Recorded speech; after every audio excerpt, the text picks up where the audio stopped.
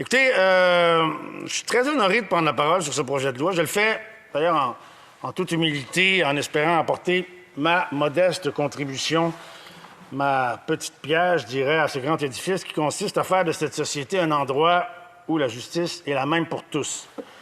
Je le fais en pensant à toutes ces femmes que j'ai côtoyées dans ma vie puis qui ont eu à vivre le traumatisme d'une agression sexuelle ou quelle que soit la nature de l'agression en question. Toutes celles aujourd'hui qui hésitent encore, qui hésitent à porter plainte parce que tout le processus est trop long, trop lourd, trop accablant. Qui se disent qu'ils vont avoir à revivre encore les mêmes moments pénibles, les mêmes traumatismes, à raconter encore, toujours, à trouver les mots, ces mots qui souvent peuvent faire aussi mal que les gestes eux-mêmes, et qui savent, ou en tout cas qui pensent, qu'au bout du compte, aucune justice ne leur sera rendue. C'est important aussi pour moi en tant qu'homme. Je pense que c'est un débat assez sensible. Il y a des belles questions, des angles qui ont été abordés dans les derniers jours sur cette question-là. Puis en tant qu'homme, écoutez, je pense que si mon sexe fait assurément partie du problème, j'espère qu'en tant que parlementaire, je peux faire partie de la solution. Il y a des statistiques effarantes par rapport aux agressions sexuelles. 5 % des femmes qui vivent une agression portent plainte. C'est quand même effarant. Selon le regroupement québécois des centres d'aide et de lutte contre les agressions à caractère sexuel, il y a seulement, écoutez bien celle-là, 3 plaintes pour agression sexuelle sur 1000 se soldent par une condamnation.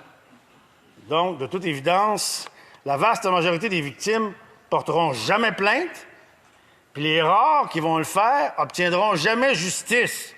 Donc, le système de justice fait peur. La culture du viol. La culture du viol, d'ailleurs, selon l'ONU, j'ai une définition ici, là, si on veut parler, s'assurer qu'on se comprenne bien.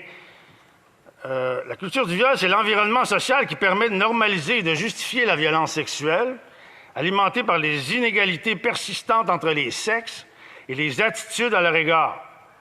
La nommer est le premier pas à franchir pour la démanteler. Donc, la culture du viol existe au Québec, au Canada. Bien entendu, personne ne va volontairement et publiquement soutenir les agressions sexuelles, on est d'accord.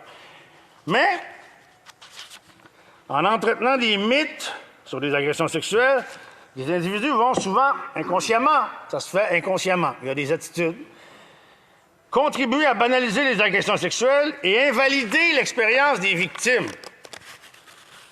La culture du viol et plus largement la banalisation des agressions sexuelles est profondément ancrée dans notre société. Combien d'hommes ont appris par le biais des films que d'embrasser quelqu'un par surprise, c'était romantique? Alors que, dans bien des cas, ça peut constituer une agression sexuelle. Et pourtant, on l'a dans notre cerveau. C'est imprimé. Ce sont des comportements difficiles à changer. Pensons au nombre de films où le prétendant poursuit sans relâche la femme de ses rêves qui refuse de sortir avec lui jusqu'à ce qu'elle cède. Et là, ça, c'est présenté comme romantique, c'est attendrissant. Pensons aux victimes d'agressions sexuelles qui, lorsqu'elles se confient, mettons, aux policiers ou à d'autres, se font demander, mais pourquoi t'es parti? Pourquoi t'as pas repoussé ton agresseur?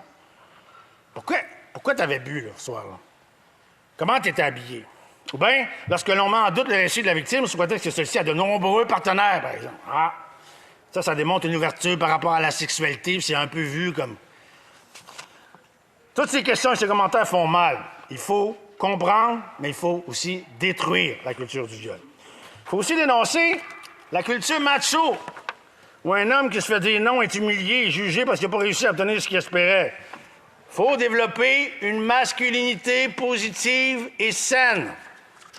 Ça veut dire accepter qu'un homme peut se faire dire non, puis qu'il n'est pas moins un homme pour autant, qu'il n'a rien perdu de sa masculinité. Il faut qu'on comprenne qu'on doit toujours, et je répète, toujours respecter ce non.